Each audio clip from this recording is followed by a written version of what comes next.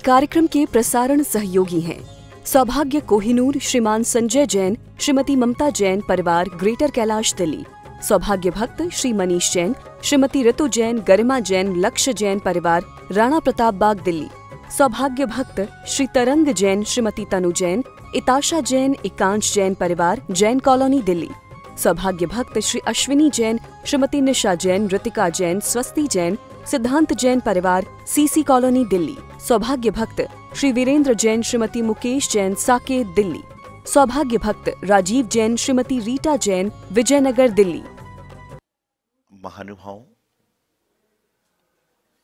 आज के समय में ज्ञान अर्जन करने का सभी लोग प्रयास करते हैं, लेकिन कौन सा ज्ञान हमारे जीवन के लिए लाभकारी है, हितकारी है, आनंदकारी है, मंगलकारी है, इसके बारे में हमें जानकारी नहीं है। आज वर्तमान काल में हर व्यक्ति ज्ञान आराधना करने का प्रयास कर रहा है, धर्म आराधना करने का प्रयास कर रहा है, लेकिन ज्ञान आराधना, धर्म आराधना आपके कल्याण के साथ साथ में लोगों के कल्याण के लिए हो तो यह बहुत उत्तम बात है। ज्ञान आराधना करने से, धर्म आराधना करने से आपका तो कल्याण होगा, ये निश्चित है, लेकिन आपके साथ साथ में औरों का कल्याण हो, इस बात पर संशय जरूर होता है। ज्ञान एक ऐसा विषय है जिसकी कोई सीमा नहीं है। पढ़ाई जिंदगी भर करते रहो, पूरा जीवन निकल जाए, लेकिन पढ़ाई समाप्त नहीं होगी। कुछ लोग चंद किताबों को पढ़कर अपने आप को ज्ञानी समझते हैं, और कुछ लोग पूरी किताब को पढ़ भी लें, पूरा पढ़ाई कर भी लें, तो भी अपने आप को अल्प समझते हैं। हमेशा जो भी महान बने हैं, जिन्होंने भी महानता को पाया है, जिन्होंने ऊंचाइयों के शिखर को छुआ है, उन्होंने हमेशा अपने आप को लघु माना है, लघु समझा है, और लघु ही अपने आप को मानते हैं। इसलिए आज भी वह सक्सेसफुल है। किसी भी इंसान के सक्सेसफुल को देखकर हम सोचते हैं कि मैं भी ऐसा कर सकता हूं। कहना बहुत आसान है और करना बहुत कठिन होता है। अक्सर मैं कहता हूं, कथनी करनी जिसकी एक होती है, कथनी करनी जिसकी एक होती है, वह महापुरुष होते हैं। जिसकी कथनी और करनी अलग होती है, वह पुरुष होते हैं। और जिसकी ना तो कथनी सही है और ना करनी सही है, वह ना तो महापुरुष है ना पुरुष है, वह तो मात्र एक प्रकार से समय को काट रहे हैं, समय को निकाल रहे हैं। हम वह बात कहें जो हम अपने जीवन में कर सकते हैं। आप संतों के पास में आते हो, संत की बात क्यों मानते हो? संत कहते हैं ये त्याग कर दो, आप त्याग कर देते हो। क्यों? क्योंकि संत खुद त्यागी है। वह अपना कल्याण करने के साथ साथ में आपका भी कल्याण करवाने का प्रयास कर रहे हैं। नहीं तो आज वर्तमान में यही हो रहा है कि लोग आते हैं, चले जाते हैं, लेकिन क्या करके जाते हैं, यह महत्वपूर्ण बात है।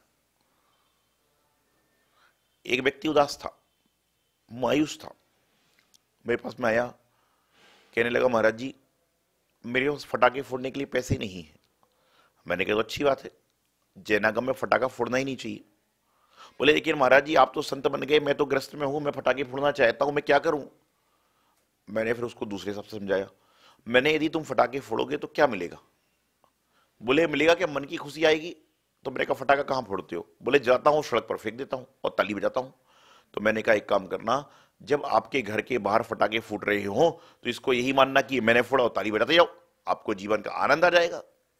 भाई फटाका तो सड़क पर ही फोड़ना है, फटाका तो सड़क पर ही फेंकना है, और ताली बजाने में क्या नुकसान है? आज के समय में वही बात हो रही है कि बैंड बाजा बज रहा है, नाचने वाला नाच रहा है। पूजा किसकी शादी है? बोली पता नहीं। तो नाच क्यों रहे? बोले नाचने का मन था, बाजा देख के नाच रहा हूं। बैंड बाजा देखकर आदमी नाचता। वैसे तो इस समय भारत देश में कोरोना की महामारी चल रही है, शादी ब्याह में लोग सम्मिलित नहीं हो पा रहे। अभी कुछ दिनों पहले मैंने देखा सुना कि 2 आदमी नए कपड़े लेकर जा रहे थे, तो लोगों ने बोला, बोले वाह क्या बात है, कहां जा रहे? बोले शादी में जा रहे हैं। बोले कौन से कपड़े हैं? बोले छोड़ो। बोले कौन से बताओ ना। तो खोल के देखे तो बेटर के कपड़े थे, जो बैरा होता है उसके कपड़े थे। बोले शादी ब्याह में तुम क्या बेटर बन के जाओगे? बोले भाई साहब शादी ब्याह में 50 आदमी की एंट्री है, 55 आदमी पहले ही हो चुके हैं, तो बेटर की एंट्री है, तो हम लोग बेटर बन के जा रहे हैं। ये संसार की स्थिति है, ये संसार की व्यवस्था है। कहने का तात्पर्य आदमी मार्ग निकाल लेता है। चोरों के लिए ताले नहीं होते और साहूकारों के लिए ताले की आवश्यकता नहीं होती।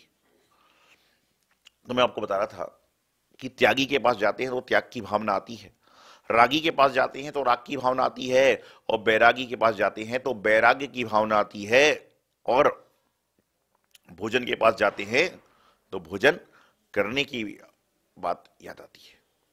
आज ज्ञान आराधना 100 पर कल्याण के लिए हो। शास्त्रों में कहा गया है कि जो व्यक्ति देव पूजा, गुरुपासी, स्वाध्याय, संयम, तप और दान करता है वह सदग्रस्त है। लेकिन आज आप क्या कर रहे हैं?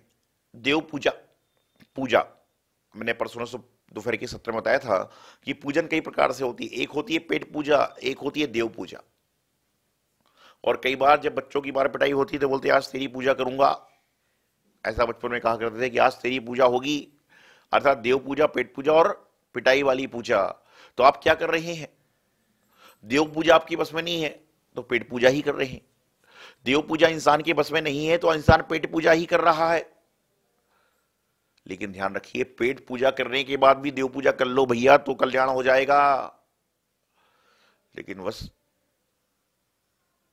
वो वाली बात है कि जब सामने भोजन आता है तो लोग कहते हैं अचतनीया पचतनीया,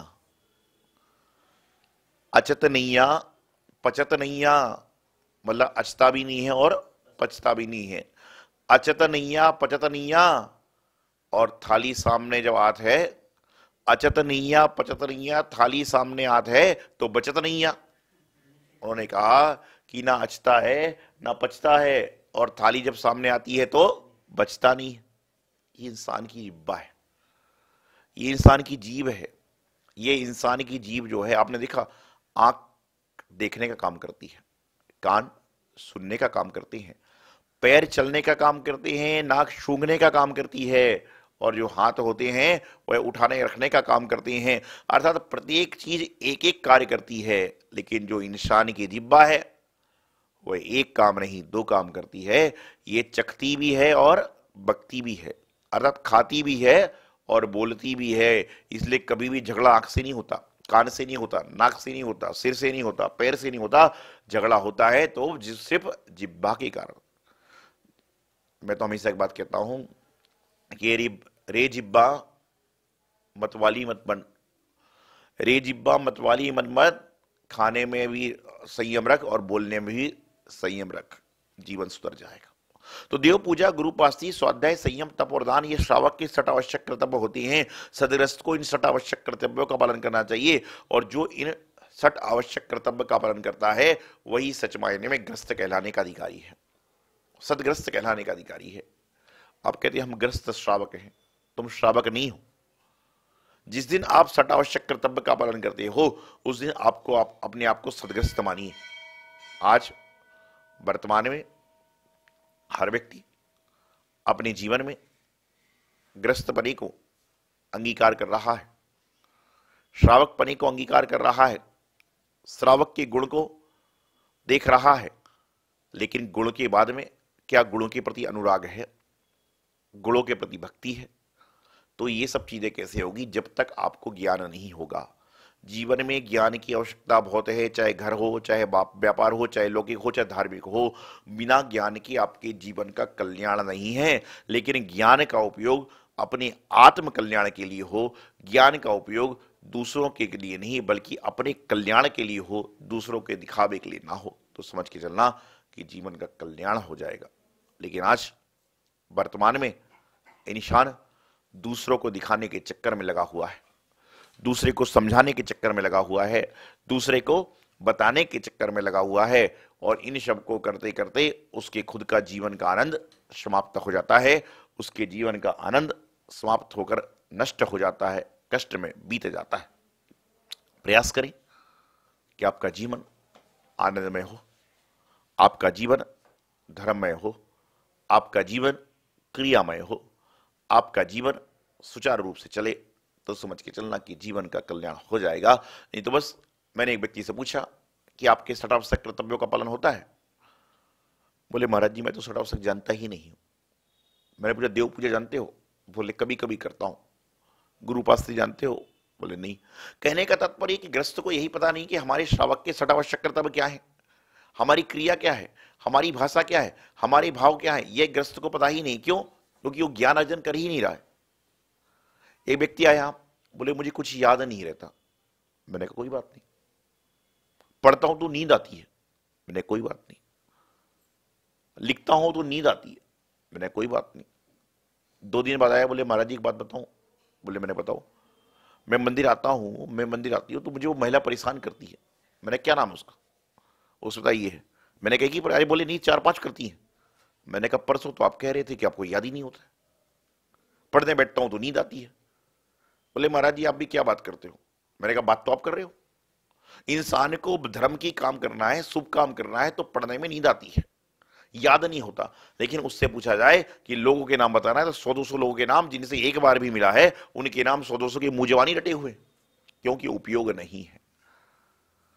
आप नित्य प्रति एक श्लोक याद करें, नित्य प्रति एक सूत्र याद करें, तो समझ के चलना साल के 365 दिन होते हैं। यदि एक सूत्र डेली का याद करो तो तत्वार सूत्र ग्रंथ एक साल में आपको कंठस्थ याद हो जाए, क्योंकि उसमें मात्र 357 सूत्र हुआ करते हैं। लेकिन बस बात यहां पर यह है कि हम जो कर रहे हैं वह मनोयोग पूर्वक नहीं कर रहे। रोजमर्रा की जिंदगी है, बस पन्ने पलटाए, व्यापार किया, खाना बनाया और शाम को चादर ओढ़कर सो गए, और सुबह प्रातः काल भी आलस में उठते उठते उठते अपने काम के लिए चल रहे हैं। तो जीवन में सफलता को पाना है तो ज्ञान अर्जन करें। ज्ञान ही हमारे जीवन का कल्याण का मार्ग है। ज्ञान ही हमारे जीवन के लिए अच्छी तरह पहुंचाता है, और ज्ञान ही हमारे जीवन को आनंदित करता है। तो प्रत्येक व्यक्ति को अपने जीवन में ज्ञान अर्जन करना है। और मैंने आपको एक बात बताई कि आप एक एक सुविचार याद करिए, एक एक श्लोक याद करिए, एक एक गाथा याद करिए, एक एक सूत्र याद करिए। 24 घंटे में क्या आप 24 घड़ी, 24 मिनट, 24 सेकंड प्रभु के लिए नहीं निकाल सकते? आप लोगों ने यदि एक दिन में एक तीर्थंकर भगवान के माता पिता के नाम याद करे तो 24 भगवान के नाम 24 दिन में तो आपको आराम से याद हो सकते हैं। ठीक है, बस मैंने पूछा अजितनाथ भगवान की माता का नाम क्या है? तो एक व्यक्ति बोलता है अजितनाथ भगवान तीर्थंकर हैं क्या? उसे सुने ही है, पारसनाथ भगवान की जय, नेमिनाथ भगवान की जय, मुनीश्वरनाथ भगवान की जय, आदिनाथ भगवान की जय, शांतिनाथ बोले अजितनाथ भगवान कौन से तीर्थंकर हैं? पढ़ो, कलहारी है, बलिहारी है, कलयुग की बलिहारी है कि इंसान को यही नहीं पता कि अजितनाथ भगवान तीर्थंकर हैं। एक बार, क्योंकि ये ज्ञान का भाव है।